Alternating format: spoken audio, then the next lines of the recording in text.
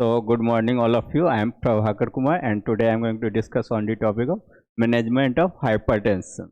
तो basically introduction में पहले क्या देखेंगे, हाइपरटेंशन का मैनेजमेंट से पहले हाइपरटेंशन क्या है। तो हाइपरटेंशन बेसिकली क्या है, एलिवेटेड ब्लड प्रेशर। तो नॉर्मल ब्लड प्रेशर का रेंज कितना होता है, 120/80 mmHg, स्टॉलिक बाय डायस्टॉलिक। ठीक है, तो इसका मैनेजमेंट मीन्स क्या होता है, जो हाइपरटेंशन को कैसे मीन्स ठीक करना है। ठीक है, तो basically hypertension needs proper management to prevent complications. अगर हम जानते हैं हाइपरटेंशन को अगर सही से मैनेज नहीं किया गया तो क्या होगा, जो हार्ट से रिलेटेड अदर कॉम्प्लिकेशन शुरू हो सकता है, एंड फाइनली जो है जो पेशेंट का डेथ भी हो सकता है। ठीक है, तो उसका मैनेजमेंट करना इसलिए ज़रूरी होता है। क्लियर। तो इसलिए treatment includes life style changes and medicines. तो बेसिकली क्या होता है, जो ट्रीटमेंट जो हाइपरटेंशन का है, तो लाइफ स्टाइल मॉडिफिकेशन भी करना होता है, क्योंकि मेन रीजन क्या था हाइपरटेंशन का, स्ट्रेस, स्मोकिंग, ये सब भी था। एक्सरसाइज, तो proper exercise, then balance diet को मेंटेन करना, देन जो भी है स्मोकिंग आर को अवॉइड करना। तो ये हो जाएगा लाइफ स्टाइल मॉडिफिकेशंस में। फिर मेडिकेशंस में आ जाएगा, जो भी मेडिसिन के थ्रू जो हाइपरटेंशन का ट्रीटमेंट करते हैं। ठीक है, तो पहला कौन सा है, non pharmacological management. Non pharmacological management में मतलब क्या, जो जिसमें हम लोग एक्सरसाइज या डाइट, लाइफ स्टाइल मॉडिफाई करके करते हैं। ठीक है, जिसमें ड्रग का यूज नहीं करते ट्रीटमेंट करने के लिए। तो इसमें कौन सा आ जाएगा, डाइट कंट्रोल। मीन्स क्या, जो बेसिकली डाइट में कौन सा होगा, लो सॉल्ट डाइट लेना है, जिसमें लिपिड फैट्स कम हो, ऐसा डाइट कंज्यूम करना है। फिर क्या है, regular physical exercise. Physical exercise regular करने से क्या होता है, ब्लड का सर्कुलेशन नॉर्मल रहता है। फिर क्या है आपका, वेट रिडक्शन, क्योंकि जो ओबेस मीन्स जो मोटा पर्सन होता है, तो उसमें क्या होता है, लिपिड और फैट ज़्यादा होता है। जो वो क्या होता है, ब्लड सर्कुलेशन में जाने की वजह से क्या करता है, प्लेक फॉर्म करता है, जिसको क्या बोलता है, थेरोस्क्लेरोसिस फॉर्म करता है, एंड वो क्या कॉज करेगा, हाइपरटेंशन कॉज करता है। ठीक है, तो ये हो गया। उसके बाद आपका क्या आता है, स्ट्रेस मैनेजमेंट। मीन्स जो स्ट्रेस मैनेजमेंट मीन्स क्या, जो मेडिटेशन आर करना है, योगा मेडिटेशन, जिससे क्या है, जो स्ट्रेस तनाव नहीं हो। क्लियर। फिर अवॉइड स्मोकिंग एंड अल्कोहल। तो ये सब भी हमारा लाइफ स्टाइल मॉडिफिकेशन में ही आता है। स्मोकिंग के वजह से क्या होता है, CO2 या कार्बन मोनोऑक्साइड डाइऑक्साइड बॉडी के अंदर जाता है। वो क्या करता है, जो आपका केमिकल मेडिएटर का काम करता है, वैसो कॉन्स्ट्रिक्शन कॉज करता है, जिसकी वजह से क्या होगा, ब्लड वेसल्स जो है नैरो हो जाएगा एंड ब्लड प्रेशर हाई हो जाता है। फिर आता है आपका importance of life style changes और मॉडिफिकेशन। ठीक है, तो फर्स्ट स्टेप है ये बेसिकली हाइपरटेंशन का ट्रीटमेंट का। बोलते हैं ना, जो प्रिवेंशन, कुछ मेडिसिन के साथ साथ जो है सो एक्सरसाइज भी करना होता है ऐसा। तो पहला क्या है, जो ये आपका प्रिवेंशन कैसे उसको रोकना है। तो फर्स्ट क्या करेंगे, जो आपका helps to reduce blood pressure naturally. तो बेसिकली एक्सरसाइज जो भी हमारा था, स्मोकिंग को अवॉइड करने से क्या होगा, जो हमारा ब्लड प्रेशर जो है नॉर्मली मीन्स मेंटेन हो जाएगा, एंड इम्प्रूव ओवरऑल हेल्थ। तो जिसकी वजह से क्या होगा, जो पेशेंट का जो पहले क्या था, एलिवेटेड ब्लड प्रेशर था, तो वो क्या होगा, नॉर्मलाइज हो जाएगा। क्लियर। फिर आता है drug therapy. Drug therapy means क्या, फार्माकोलॉजिकल। इससे पहले कौन सा था, नॉन फार्माकोलॉजिकल। तो इसमें ड्रग थेरेपी में कौन कौन सा आ जाएगा, basically it is used when lifestyle changes are not enough. तो ये कब इसका यूज करते हैं, जब पहले हम लोग जो लाइफ स्टाइल मॉडिफिकेशन करते हैं, लेकिन उससे ज़्यादा कोई चेंजेस नहीं आता है। ठीक है, तो तब हम लोग किस पे मूव करते हैं, मेडिकेशन पे। तो डिफरेंट क्लासेस है ड्रग का, जो जिसका यूज हम लोग करते हैं हाइपरटेंशन का ट्रीटमेंट के लिए। ठीक है, तो बेसिकली वो डिपेंड करता है पेशेंट का कंडीशन पे भी, जो किस रीजन से हाइपरटेंशन कॉज करता है। तो पहला कौन सा है, डायूरेटिक्स। तो डायूरेटिक्स क्या करता है, यूरिन फॉर्मेशन को बढ़ा देता है। तो यूरिन फॉर्मेशन अगर नहीं होगा, एल्डोस्टेरोन का रिलीज से क्या रहता है, यूरिन को रिटेन कर लेता था। तो ये क्या करता है, यूरिन फॉर्मेशन को बढ़ा देता है। यूरिन फॉर्मेशन बढ़ाएगा तो क्या होगा, ब्लड वॉल्यूम कम होगा।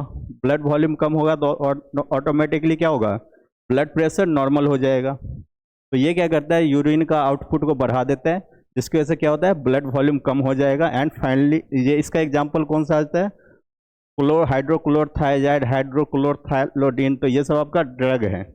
ठीक है, बहुत सारा स्पाइरोलैक्टोन और बहुत सारा इसमें आता है। फिर आता है एंजियोटेंसिन कन्वर्टिंग एंजाइम इनहिबिटर। ठीक है, जो एंजियोटेंसिन 1 को एंजियोटेंसिन 2 फॉर्म करता है ना, तो उसको ये रोकता है, प्रिवेंट करता है प्रोसेस को। क्योंकि एंजियोटेंसिन 1 से एंजियोटेंसिन 2 फॉर्म होता है तो वो क्या करता है, वैसोकॉन्स्ट्रिक्शन कॉज करता है, तो ये उसको इनहिबिट कर देता है, जिसकी वजह से ये क्या करता है, it blocks the formation of angiotensin 2। ठीक है, तो एंजियोटेंसिन 2 को अगर प्रिवेंट कर देगा बनने से, तो जिसकी वजह से क्या होगा, जो वैसोकॉन्स्ट्रिक्शन नहीं होगा। एंड वैसोकॉन्स्ट्रिक्शन होता है तो जिससे भी क्या होता है, ब्लड प्रेशर हाई हो जाता है, तो ये क्या कॉज करेगा, वैसोडाइलेशन। एंड वैसोडाइलेशन मीन्स क्या होता है, वाइडनिंग ऑफ ब्लड वेसल्स। इसका एग्जांपल कौन सा आ जाएगा, कैप्टोप्रिल, एनालाप्रिल, रेमिप्रिल, बहुत सारा इसका भी मेडिकेशन है। फिर आता है बीटा ब्लॉकर। तो बीटा ब्लॉकर जो है ना, रिसेप्टर रहता है, बीटा रिसेप्टर, अल्फा रिसेप्टर, जो हमारा हार्ट पे ब्लड वेसल्स पे प्रेजेंट होता है, तो उस पर जो है ना, वो रिसेप्टर को ये ब्लॉक कर देता है, जिसकी वजह से क्या होता है, जो हमारा जो हार्ट रेट को जो है तो रिड्यूस करता है एंड कार्डियक आउटपुट बढ़ाता है। ठीक है, तो नहीं मेनली ये क्या करेगा, जो पहले क्या था, जो फोर्स ऑफ कॉन्ट्रैक्शन बढ़ता था तो क्या होता, हार्ट रेट बढ़ेगा तो कार्डियक आउटपुट बढ़ेगा, तो ज़्यादा कार्डियक आउटपुट होगा means more amount blood flow होगा, तो वो क्या कॉज करेगा, प्रेशर को, ब्लड प्रेशर नॉर्मली क्या था, जो प्रेशर जो है तो आपका ब्लड वेसल्स का वॉल पे लगता था ब्लड के थ्रू, तो ये इसको दोनों को अगर रिड्यूस करेगा, जिसकी वजह से क्या होगा, ब्लड प्रेशर भी रिड्यूस हो जाएगा। ठीक है, तो इसमें एटिनोलोल, मेटोप्रोलोल, ठीक है, तो ये सब इसका ड्रग्स है। फिर आता है आपका कैल्शियम चैनल ब्लॉकर। तो कैल्शियम का मेन रोल कहाँ पे रहता है, मसल कॉन्ट्रैक्शन में, तो कैल्शियम चैनल को ही ये ब्लॉक कर देगा, जिसकी वजह से क्या होगा, मसल कॉन्ट्रैक्शन नहीं होगा। ठीक है, तो ज़्यादा कॉन्ट्रैक्शन ये नहीं होने देता, मसल कॉन्ट्रैक्शन तो होना ही है, नहीं होगा तो हार्ट बंद हो जाएगा। तो लेकिन क्या है, ये ज़्यादा जो कैल्शियम आयन का इन्फ्लक्स को ये बंद कर देता है। ठीक है, तो ये क्या करता है, जो ब्लड वेसल्स को रिलैक्स करता है, ये जो है ना ब्लड वेसल्स पे भी कॉन्ट्रैक्शन करता है। ओवरऑल जहाँ पे भी हमारा मसल्स है, तो स्मूथ मसल्स ब्लड वेसल्स बना है तो उसको ये क्या करता है, अगर कैल्शियम आयन आएगा तो क्या कॉन्ट्रैक्ट करेगा, तो कैल्शियम आयन का ब्लॉक कर देता है मीन्स रिसेप्टर को, जिसकी वजह से क्या होता है, जो ब्लड वेसल जो है कॉन्स्ट्रिक्ट नहीं होता है एंड फाइनली क्या होगा, ये डायलेट ही रहेगा। जो ये क्या करता है, फिर उसके बाद फोर्स ऑफ कॉन्ट्रैक्शन को भी डिक्रीज कर देता है। अगर फोर्स ऑफ कॉन्ट्रैक्शन बढ़ेगा हार्ट का, तो वो क्या करेगा, ब्लड प्रेशर बढ़ाएगा। तो इसमें एम्लोडिपिन जो मेडिसिन है वो यूज होता है। तो ये बेसिकल मैकेनिज्म है, समझे। तो पहला डायूरेटिक का क्या रोल रहता है, ब्लड वॉल्यूम को डिक्रीज करता है, ब्लड वॉल्यूम भी बढ़ने की वजह से ब्लड प्रेशर बढ़ता है। फिर एंजियोटेंसिन कन्वर्टिंग एंजाइम, ये लीवर था ना, तो ये क्या सिक्रेट कर रहा था, एंजियोटेंसिन।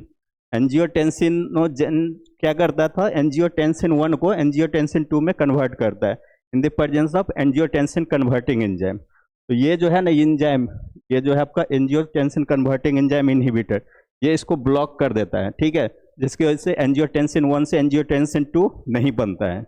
क्लियर। तो ये फिर आता है आपका बीटा ब्लॉकर, तो वो आपका हार्ट पे ब्लड वेसल्स पे प्रेजेंट रहता है एंड फाइनली वो क्या करता है, हार्ट का एक्टिविटी को कम कर देता है। देन आता है कैल्शियम चैनल ब्लॉकर, वो क्या करेगा, ब्लड वेसल्स को कॉन्स्ट्रिक्ट नहीं होने देता है एंड फाइनली क्या होगा, ब्लड का स्मूथ फ्लो होगा। स्मूथ फ्लो मीन्स क्या, ब्लड प्रेशर कम हो जाएगा। तो ये समझ में आया, लीवर जब हमारे बॉडी में ब्लड वॉल्यूम कम हो जाता है ना, तो लीवर क्या रिलीज करता है, रेनिन रिलीज करता है। ठीक है, तो रेनिन रिलीज होने के, सॉरी लीवर ने रिलीज करता है, लीवर से जो है ना एंजियोटेंसिन एंजाइम रिलीज होता है। तो एंजियोटेंसिन एंजाइम जो है ना, किडनी क्या करता है, किडनी में ब्लड का फिल्ट्रेशन होता है, तो जैसे ही किडनी को सिग्नल मिलता है जो ब्लड वॉल्यूम कम हो गया, ठीक है, तो उसको नॉर्मल करके रखना है। नॉर्मल कैसे करेगा, यूरिन फॉर्मेशन को रोकेगा। तो ये क्या करता है, किडनी रेनिन एंजाइम रिलीज करता है। तो रेनिन जो है ना, जो आपका एंजियोटेंसिनोजेन को क्या बना देता है, एंजियोटेंसिन 1 में, एंड एंजियोटेंसिन 1 जो है एंजियोटेंसिन 2 बनता है एंजियोटेंसिन कन्वर्टिंग एंजाइम के प्रेजेंस में। ठीक है, अगर यह इसको भी ब्लॉक किया जा सकता है डायरेक्ट रेनिन इनहिबिटर से। ठीक है, तो वो भी ड्रग यूज करते हैं लेकिन इसमें मेंशन नहीं है। ठीक है, और ये जो है आपका एंजियोटेंसिन कन्वर्टिंग एंजाइम क्या करता है, 1 को 2 में कन्वर्ट करता है। 2 अगर फॉर्म हो गया तो वो क्या करता है, जो हमारा लीवर के ऊपर एड्रिनल ग्लैंड रहता है ना, तो वो एल्डोस्टेरोन रिलीज करता है। एल्डोस्टेरोन का क्या काम रहता है, जो भी यूरिन फॉर्म हुआ है ना तो उसको फिर से रीअब्जॉर्ब करके ब्लड सर्कुलेशन में भेज देता है, जिसकी वजह से क्या होता है, ब्लड वॉल्यूम बढ़ा रहता है। और इसका एक और रोल रहता है एंजियोटेंसिन 2 का, जो वैसो कॉन्स्ट्रिक्शन कॉज करता है। तो जब ब्लड वॉल्यूम कम रहेगा बॉडी में तो उस वक्त वैसो कॉन्स्ट्रिक्ट करके भी तो ब्लड वेसल्स को नॉर्मल किया जा सकता है। तो इसी तरह से ये एक्ट करता है। तो इसका साइड इफेक्ट क्या क्या रहता है, मेडिसिन में डायूरेटिक का तो डिहाइड्रेशन कॉज करेगा। डिहाइड्रेशन मीन्स क्या, removal of water from the body, क्योंकि एक्सेस यूरिनेशन ये कॉज करता है। एंजियोटेंसिन इन कन्वर्टिंग एंजाइम क्या करता है, ड्राई कफ कॉज करेगा। ठीक है, फिर आता है बीटा ब्लॉकर, क्या बेसिकली करता है, हार्ट रेट को स्लो कर देता है। कभी कभी अगर ओवरडोज हो जाता है तो एक्सेसिव स्लो कर देता है, तो वो क्या कॉज करेगा, बेसिकली हाइपोटेंशन कॉज कर सकता है। फिर कैल्शियम चैनल ब्लॉकर क्या करता है, स्वेलिंग ऑफ एंकल्स, तो एंकल्स रीजन में स्वेलिंग कॉज कर सकता है। तो इसका प्रिकॉशन क्या है, बेसिकली हाइपरटेंशन में जो ब्लड प्रेशर का मॉनिटरिंग रेगुलर होना चाहिए। Then do not stop medicine suddenly, कोई भी मेडिसिन चल रहा है तो उसको मीन्स सडनली नहीं, मीन्स रोकना है बिना डॉक्टर का मीन्स इंस्ट्रक्शन के। तो डॉक्टर का एडवाइस प्रॉपर फॉलो करना है एंड अवॉइड सेल्फ मेडिकेशन। ऐसा नहीं जो हमको मीन्स ब्लड प्रेशर बढ़ गया तो खुद से मेडिसिन परचेस करके खा लिए। ठीक है, तो क्योंकि इसका स्ट्रेंथ और के मीन्स किस पर्पज से हो रहा है वो भी जानना जरूरी है। फिर इस टोटली हाइपरटेंशन क्या है, basically life style modification and drug के थ्रू इसका मैनेज कर सकते हैं। एंड डिफरेंट क्लासेस है ड्रग का जो हाइपरटेंशन का ट्रीटमेंट में यूज होता है, जैसे कौन कौन सा था, diuretics, angiotensin converting enzyme inhibitor, calcium channel blockers, यही सब। और इसका प्रॉपर जो यूज करने से क्या हुआ, जो ये सब कॉम्प्लिकेशन बढ़ने से रोकता है। तो आज के लिए इतना ही, थैंक यू सो मच।